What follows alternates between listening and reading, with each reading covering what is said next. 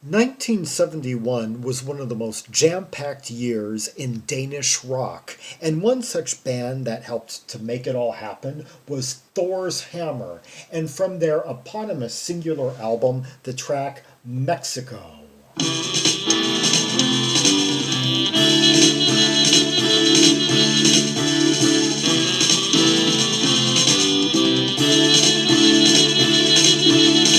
I love that fluid rhythmic feel with all the tom fills and that saxophone.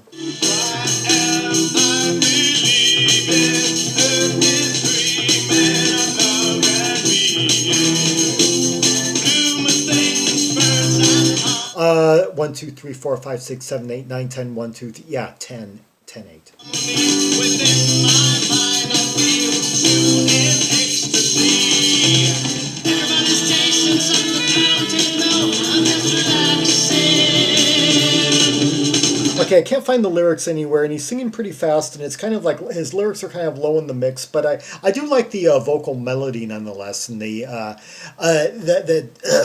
extra layer that it adds harmonically to the piece.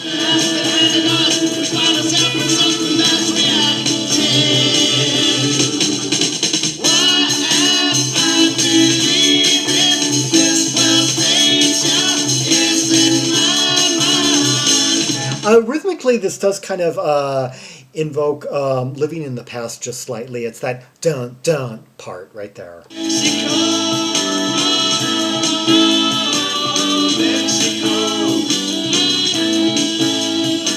But I wouldn't compare this to Tall really in any other way. There's a lot more flow.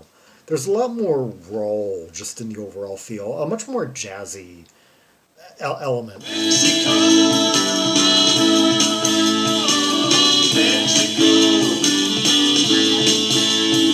Okay, or actually it could be 1, 2, 3, 4, 5. 1, 2, 3, 4, 5, like that.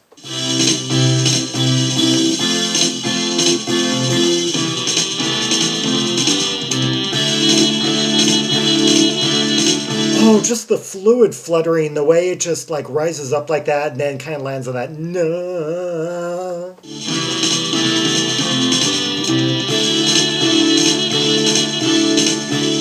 Okay, and you were hearing the saxophone talents of Jesper Neehammer. Huh. Oh. Is that really his name, Neehammer?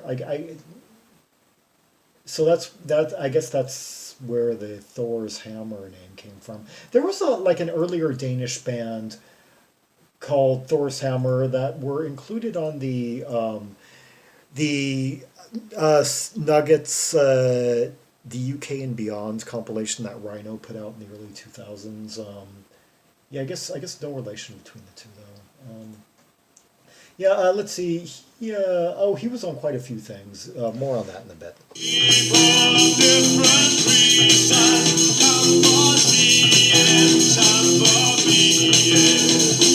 Okay, Jesper Neehammer was on the Buki Yamaz album. He was on the one from 1976 anyway, Segundo. Yeah, that's the one I think I did. I did something off one of those over the summer. Oh, and the Drops album and the Entrance. Yeah, some really good mid-70s. Oh, and the first Heavy Joker album. Yeah, I've definitely covered that one on here. And Biff Frost. Yeah, good like folk rock band. He just kind of basically listed like the who's who of like the mid-70s Danish scene. When you need the strength to help you out, you feel down and out, you cry high aloud. Everybody's blaming you, everybody's dealing with destruction. I appreciate the bass too. It's pretty fluid. It's kind of low in the mix, but it's really helping things. It a lot of the pace it's responsible for. You always worry about production.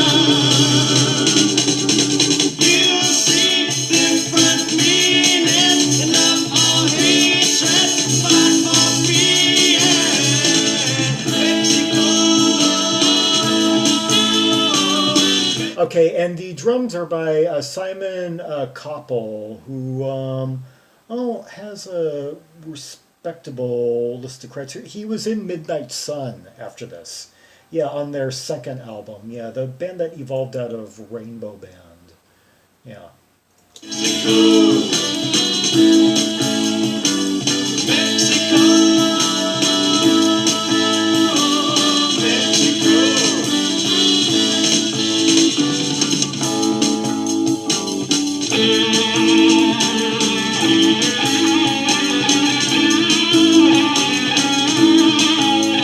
Now, we hadn't heard much of that instrument yet.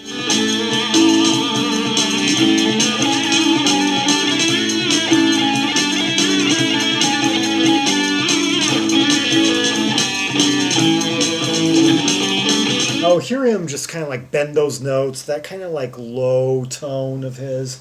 Michael Bruun. Yeah, let's see. He was in a band called Anaconda, and he was on the Sensory System record. Let's see. I see that name Anaconda a lot. I guess that was a spin-off of Thors Hammer. Yeah, I'm not familiar with that single. Just one single. And this guitarist though has 405 credits according to Discogs. He played with Coronet. Yeah, the late '70s jazz funk band. Yeah.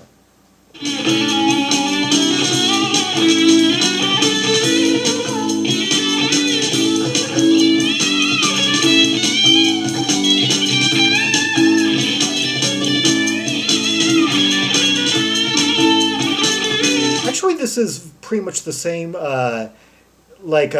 meter as Living in the Past. Come to think of it, I was more prone to count it in tens because I was like making the mistake of trying to count along to like the beat rather than.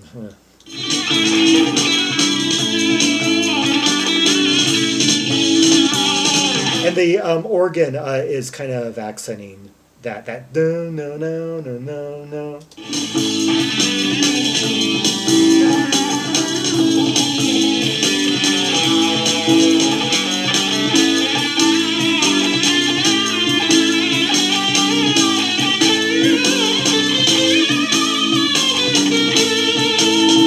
It's basically just two chords this whole time. Da, A, G, A, like A minor. D.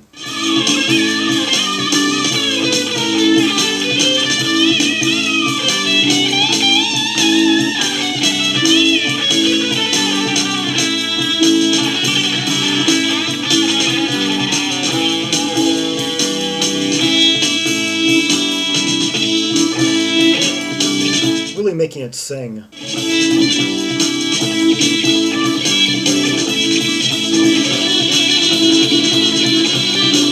Notice how the drummer's giving us both fills and he's giving us quite a bit of cymbal mist over it too.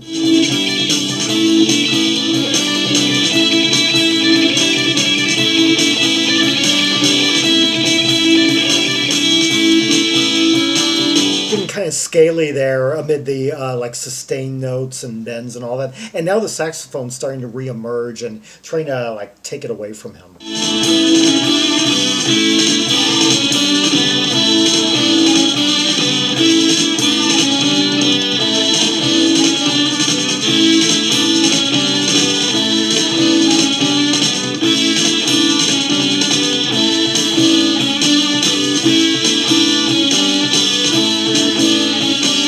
Wow, that's quite a duel.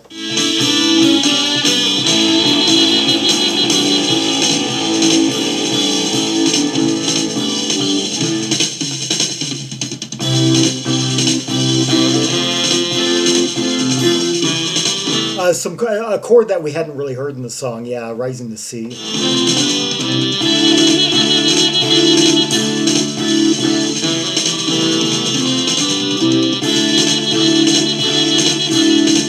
That passage right there is basically another two chords. It's like E minor, D. Yeah.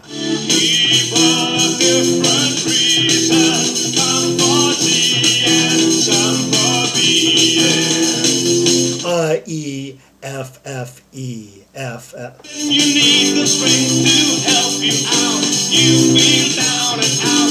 You cry high aloud. Everybody's blaming you. Everybody's dealing with destruction.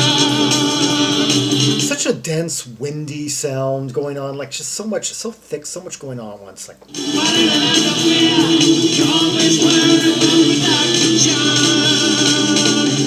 there's just like a whirlwindy feel.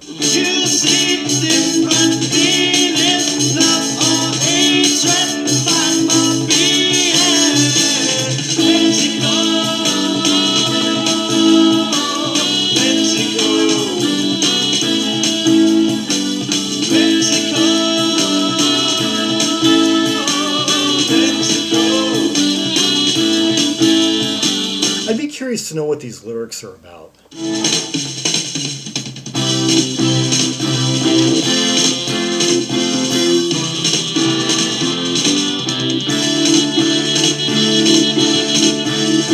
Appreciate those fills one last time.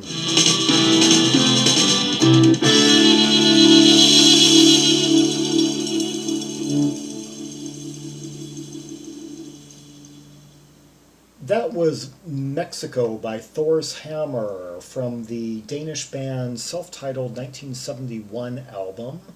Yeah, released on Metronome label, yeah, and just entering into the big Danish rock sweepstakes that was going on with all these great bands at the time, like Ache, Burning Red Ivanhoe, Savage Rose. Yeah, jam-packed year for the nation. Let's hear another track from the album, Evasive Dreams Beyond.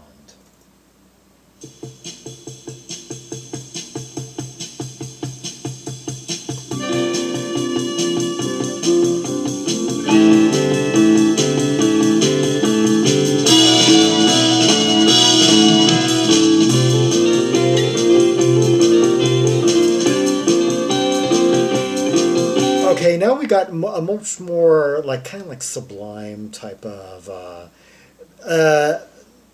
combination of sounds, notes, more of a jazzy feel, more of misty.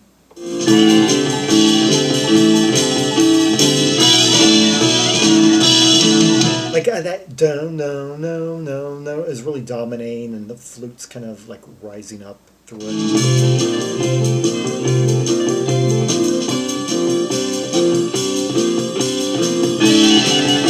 Saxophone, sorry, yeah. I mean, our guy Jesper Neehammer plays tenor, alto, and soprano sax. Yeah.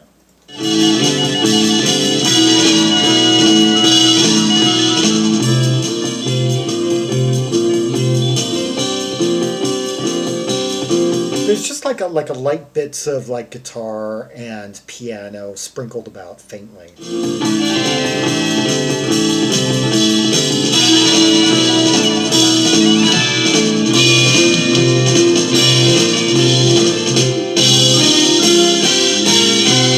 Okay, I'm going to say in this piece it seems to be really, once again, the drumming is dominating, and the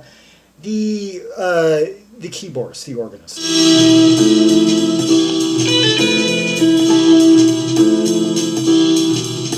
What did I say about jazzy? Now it looks like Neehammer's going to take it away once again.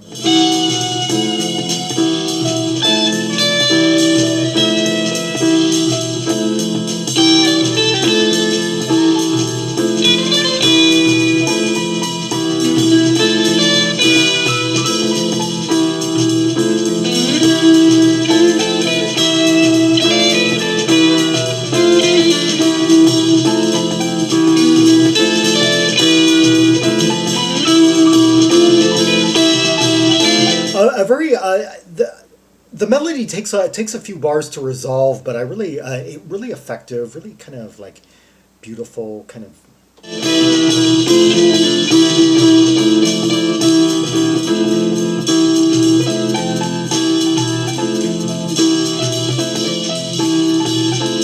It's a rarity. It's a kind of like a sort of post-bop piece, but with a definite melody to it, a definite theme being formed by the sax riff. Yeah, the kind of post-bop tune that like can stick in your head.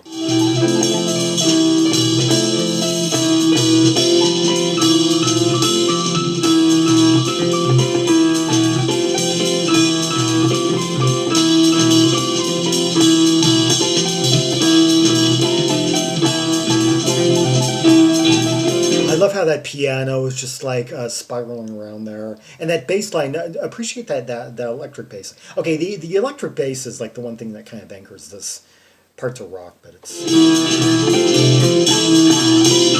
yeah, doom doom Doom, doom, doom, doom, doom, doom.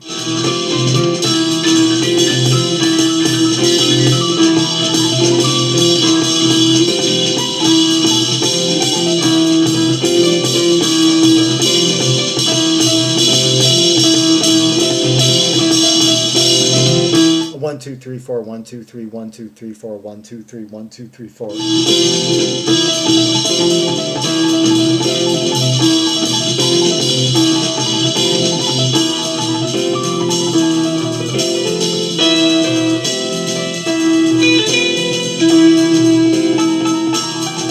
Oh, those moments are so special when that kind of like new sax just kind of like bursts right through and.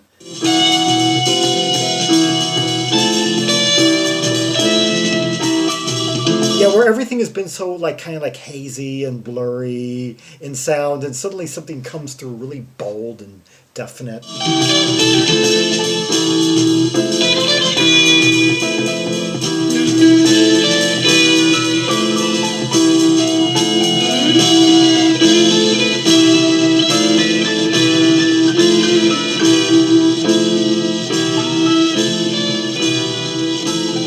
Appreciate those last fading piano notes.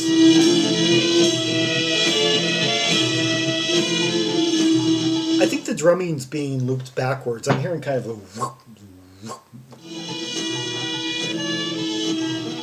Or maybe it's just the maybe it's like the hi-hat.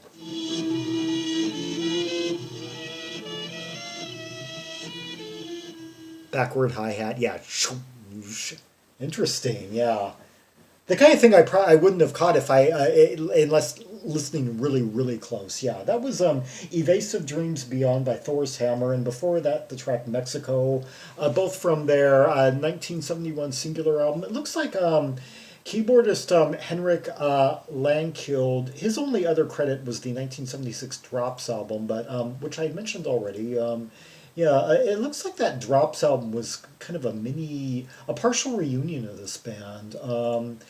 And bassist Henrik Bødtcher, well, he showed up on in Heavy Joker and Buki Yama's, those two that he was on both Buki Yama's albums, and both Heavy Joker albums as well. So he was quite prominent in the jazz rock scene for the remainder of the decade. Yeah. Anyway, yeah, Thors Hammer, great one, another one of 1971's finest albums from one of Denmark's finest overall, and overall in the global sense, one of the finest albums of a jam-packed year, 1971. Yeah, similar in some ways to well, it's got a real upbeat. I'm thinking of like Arto Dombeck, the German band, or Diabolus, the English band that was based in Germany, I think. Both that put out albums that year as well. Or even kind of like Taunton Macoute. A bit livelier though, a bit more upbeat and windy, and yeah. Anyway, for more Rubies and Sapphires from the Thors Hammer album and many other Danish albums, rock, psych, jazz rock albums from the period, see the directory of albums by Danish artists linked in the description below for all the Danish bands of the the 70s and early 80s, as well as other countries from the Scandinavia. Yeah, like and subscribe, follow me on social media, and share the video, and leave a comment if there are any observations you have about the two tracks we just heard, the interplay, the soloing, the licks, the rolls, who had the best moment. Yeah, was it the saxist, was it the drummer, was it the guitarist? What was most impressive and dynamic and just overall compelling to you? And until next time, this is Zaragon, the world's most ear travel trimaximalist, signing off.